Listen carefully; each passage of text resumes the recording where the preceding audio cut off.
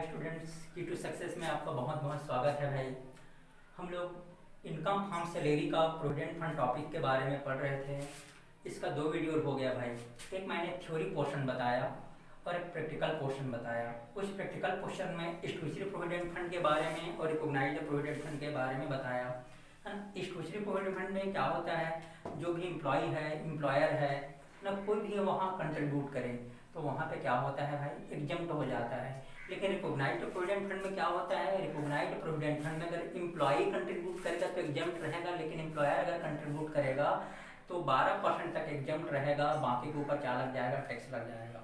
उसी interest on provident fund में क्या होगा भाई, इंटरेस्ट ऑन प्रोविडेंट फंड में एम्प्लॉय उस पर 9.5%, स्टैट्यूटरी में तो पूरा एग्जम्प्ट रहता है और रिकॉग्नाइज्ड प्रोविडेंट फंड में 9.5% तक एग्जम्प्ट रहेगा। अगर उससे ज़्यादा इंटरेस्ट मिलेगा तो क्या हो जाएगा, टैक्सेबल रहेगा। सभी वीडियो को लाइक एंड शेयर जरूर कीजिए और वीडियो को अंत तक देखिए भाई। ठीक है दोस्तों, चलो हम लोग अब स्टार्ट करते हैं। हाँ, इसका नेक्स्ट प्रैक्टिकल प्रॉब्लम। ठीक है भाई, चलो ये क्वेश्चन है हमारा। मिस्टर एक्स एम्प्लॉय है भाई, ठीक है। मिस्टर एक्स से क्या है, एम्प्लॉय है। ध्यान से देखते जाना है। इसका जो बेसिक सैलरी है, बेसिक सैलरी है इसका 50,000 पर मंथ है, ठीक है। दूसरा क्वेश्चन डीए है, यहाँ पे डीए है इसका 10,000 पर मंथ है भाई। डीए कितना है, 10,000 पर मंथ है। उसके बाद है ही कंट्रीब्यूट, मतलब जो एम्प्लॉय है, ही कंट्रीब्यूट ऑन अ पीएफ, ठीक है। 14% कंट्रीब्यूट करता है, ही कंट्रीब्यूट 14%, या दोनों कंट्रीब्यूट करते हैं ना, एम्प्लॉयर एंड एम्प्लॉय दोनों कंट्रीब्यूट करते हैं 14%।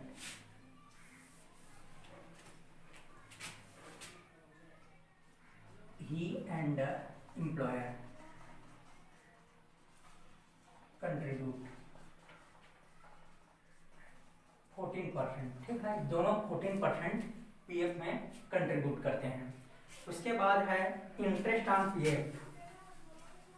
Interest on PF provident fund का है 48,000 है, ठीक है। Interest on provident fund 12% per annum है और इसका कितना है भाई, 48,000 है। ध्यान देना है ना, कितना कंट्रीब्यूट करता है, 12% के बराबर कितना है, 48,000 है। और उसके बाद हाउस रेंट अलाउंस रिसीव्ड, ठीक है। एचआरए कितना का रिसीव करता है, हाउस रेंट अलाउंस रिसीव्ड करता है भाई ये 3,000 पर मंथ, ठीक है। नेक्स्ट है एक्चुअली पेड, और वो एक्चुअली हाउस रेंट पेड, ठीक है। एक्चुअली रेंट पेड कितना का हाउस रेंट पे करता है भाई, ये देख लेना है। ये 7,000 पर मंथ पे करता है। यही हमारा क्वेश्चन है। अब हमको कैलकुलेट करना है भाई, ये प्रोविडेंट फंड है ना, ये प्रोविडेंट फंड, ठीक है। ध्यान देना है, ये 3 कंडीशन में उसको, अगर वो स्टैट्यूटरी प्रोविडेंट फंड मेंटेन करता है, ठीक है, स्टैट्यूटरी प्रोविडेंट फंड। दूसरा है हमारा रिकॉग्नाइज्ड प्रोविडेंट फंड और थर्ड है हमारा अनरिकॉग्नाइज्ड प्रोविडेंट फंड, ठीक है। अगर ये तीनों केस में हमको बनाना है भाई, क्वेश्चन को तीनों केस में बनाना है, ध्यान से देखना है। चलो ये था हमारे क्वेश्चन, ठीक है भाई। तो प्रोविडेंट फंड ये तीनों पोर्शन में बनाना है। मैं ये इसको डिटेल में नहीं लिख रहा हूँ, बस ये पीएफ का आपको कंट्रीब्यूशन मैं बता रहा हूँ कि कैसे कैसे इसमें कंट्रीब्यूट करते हैं। एक बार और क्वेश्चन को ध्यान से देखना है, ठीक है भाई। मिस्टर एक्स एम्प्लॉय है, इसका बेसिक सैलरी कितना है, 50,000 पर मंथ है। डीए कितना है, 10,000 पर मंथ है। ही एंड एम्प्लॉयर, मतलब दोनों कितना कंट्रीब्यूट करते हैं 14%। इंटरेस्ट ऑन पीएफ कितना है 12% पर एनम के बराबर 48,000 है। ठीक है भाई। HRA रिसीव्ड कितना करता है, ये है 3,000 पर मंथ है। एक्चुअली हाउस रेंट कितना पे करता है 7,000 पर मंथ है। अब हमको देखना है भाई, सबसे पहले इसका बेसिक सैलरी। बेसिक सैलरी कितना है भाई, तो बेसिक सैलरी है 50,000 पर मंथ है, तो कितना हो जाएगा भाई, तो बेसिक सैलरी इसमें भी होगा हमारा 6 लाख और इसमें भी कितना होगा भाई 6 लाख और इसमें भी कितना हो जाएगा 6 लाख। यहाँ पे लिख देता हूं मैं, कंप्यूटेशन ऑफ टैक्सेबल सैलरी। ठीक है भाई। असेसमेंट ईयर, हमारा असेसमेंट ईयर कौन सा है, असेसमेंट ईयर 2020 2021। तीनों कंडीशन में निकालना है। एक है स्टैट्यूटरी प्रोविडेंट फंड के केस में और है रिकॉग्नाइज्ड प्रोविडेंट फंड के केस में, अनरिकॉग्नाइज्ड प्रोविडेंट फंड के केस में निकालना है। तो बेसिक सैलरी इसका 6 लाख 6 लाख 6 लाख 50,000 पर मंथ है। अब इसका डीए देखते हैं भाई, डीए कितना होगा, तो डियरनेस अलाउंस है 10,000 पर मंथ है भाई, तो कितना हो जाएगा ये हमारा, ये इसका 1,20,000 होगा, इसका भी 1,20,000 होगा और इसका भी कितना हो जाएगा 1,20,000 हो जाएगा। ठीक है भाई। डीए के बाद तो कमीशन नहीं है ना, कमीशन नहीं है छोड़ दो, बोनस भी नहीं है उसको भी छोड़ दो। अब है हमारा नेक्स्ट हाउस रेंट अलाउंस को कैलकुलेट करते हैं। हाउस रेंट अलाउंस कितना निकलेगा, बहुत ध्यानपूर्वक देखना है, मैं यहीं पे नोट से बना रहा हूँ, उसके बाद मैं मिटा दूंगा भाई। देखो तो हाउस रेंट अलाउंस का कंडीशन आप लोग को पता होगा है ना। तो फर्स्ट है list of the following exempt है ना, house rent allowance, list of the HRA, list of following exempt. ठीक है। फर्स्ट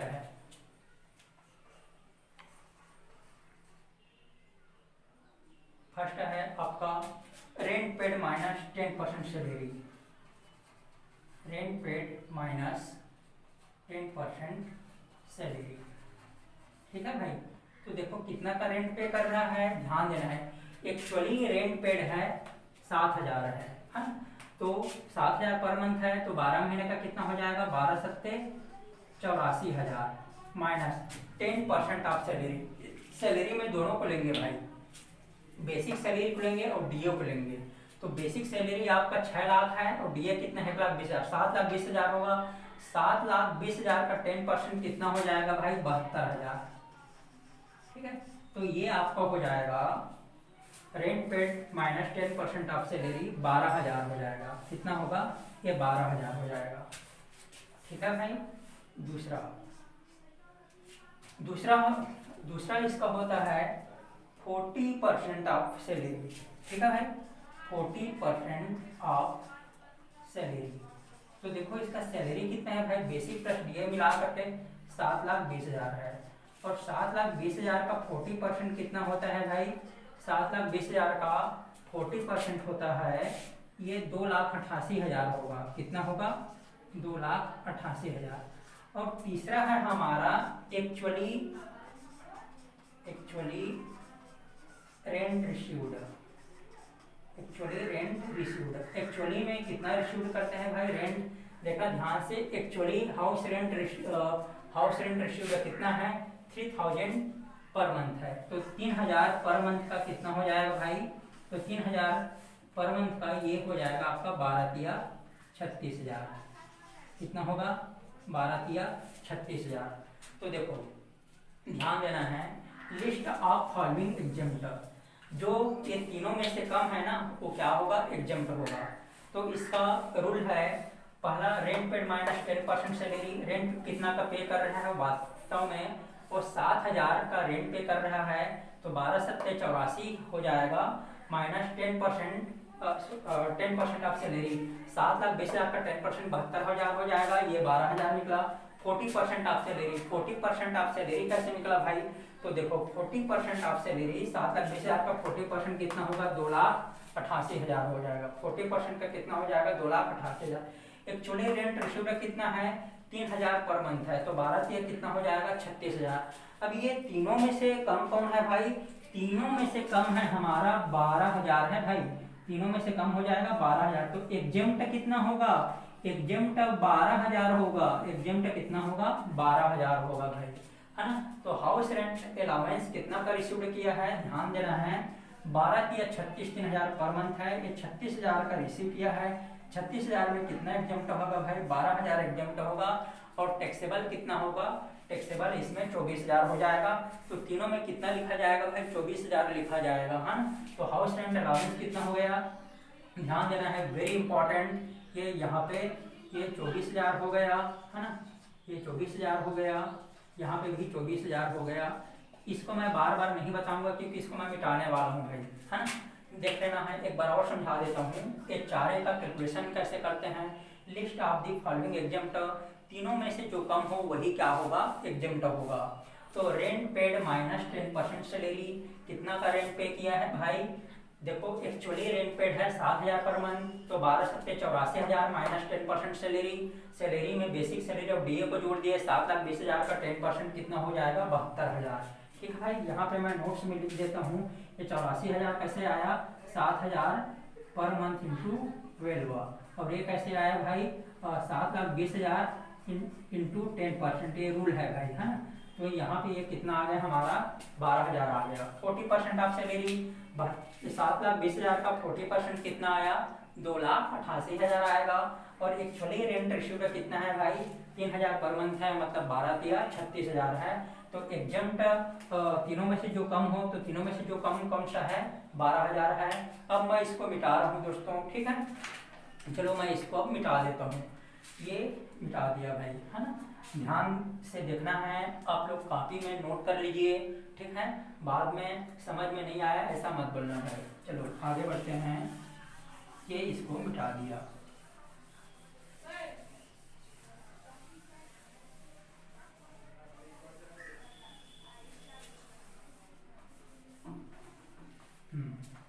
अब यहाँ पे देखो हाउस रेंट अलाउंस कैसे आया, कितना रिसीव कर रहे हैं भाई 12 या 36,000, और एग्जेम्प्ट कितना होगा, एग्जेम्प्ट यहाँ पे 12,000 होगा, समझ में आ गया होगा।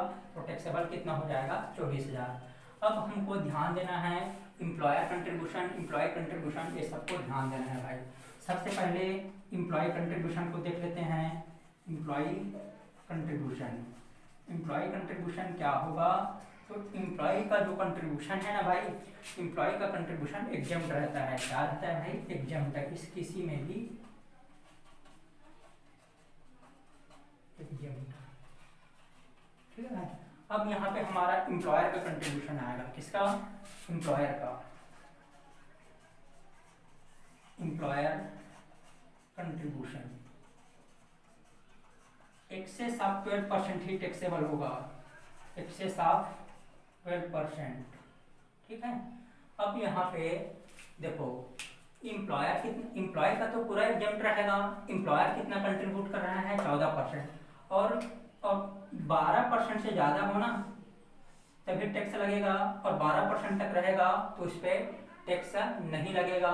तो देखो अब यहाँ पे सैलरी का देखते हैं, 14% कंट्रीब्यूट कर रहा है भाई एम्प्लॉयर, एम्प्लॉयर कितना कंट्रीब्यूट कर रहा है 14%, कितना ज़्यादा है 2%। तो जो सैलरी का ये 7,20,000 का जो सैलरी है ना भाई, ये 7,20,000 पे 2% टैक्सेबल हो जाएगा। तो 2% कितना हो जाएगा, तो यहाँ पे 2% होगा 72,000 का 2%, 72 दूनी होता है 144, तो 14,400, ये तो पूरा एग्जाम्प्ट रहेगा भाई। जो स्टैट्यूटरी प्रोविडेंट फंड मेंटेन करता है ना, वहाँ पे क्या रहेगा पूरा एग्जाम्प्ट रहेगा। अब यहाँ पे देख लेते हैं कहाँ पे रिकॉग्नाइज्ड प्रोविडेंट फंड पे ये एप्लीकेबल होता है, तो यहाँ पे 14,400 आएगा। ध्यान देना है रिकॉग्नाइज्ड प्रोविडेंट फंड पे क्या रहता है भाई, इसी पे रहेगा taxable.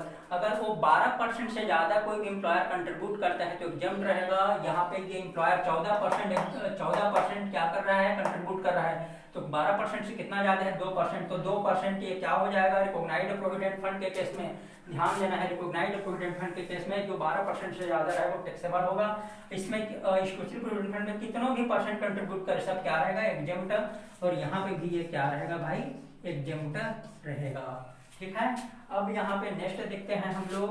First point, second point, third point है, फोर्थ है, फिफ्थ है, सिक्स्थ पॉइंट। देखिए सिक्स्थ पॉइंट है हमारा interest on PF. Interest on PF, देखो भाई इंटरेस्ट ऑन पीएफ कितना है, तो इंटरेस्ट ऑन पीएफ है हमारा 48,000 है।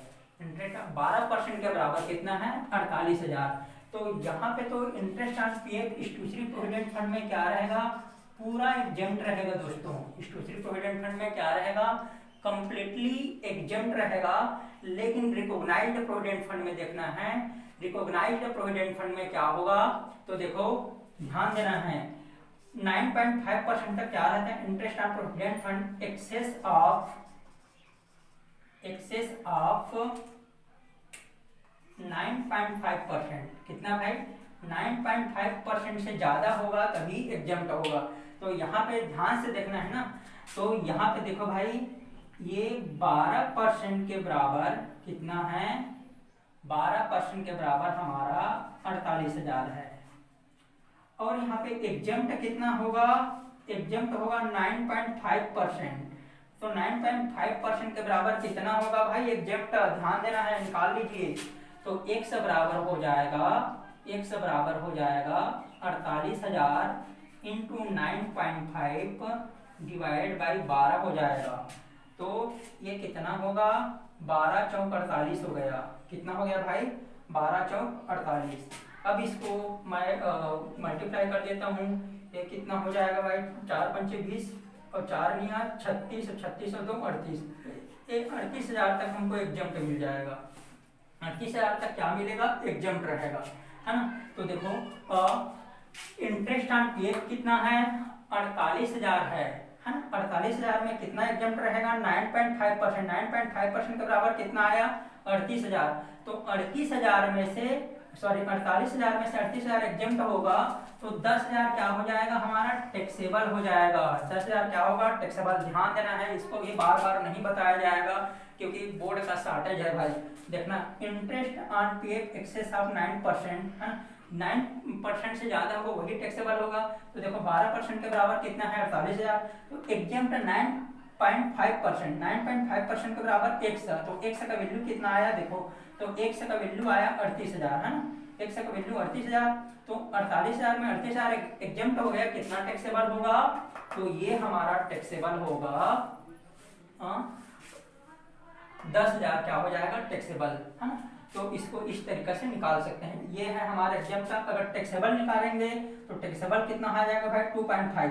तो 2.5 के बराबर कितना हो जाएगा, 10,000 हो जाएगा। ठीक है, ऐसे ही हम कैलकुलेट कर सकते हैं। तो यहाँ पे अब सबको समझ में आ गया होगा भाई, है ना। अब हम इसको क्या करेंगे, टोटल करेंगे। हाँ, अब हम इसको टोटल कर देंगे।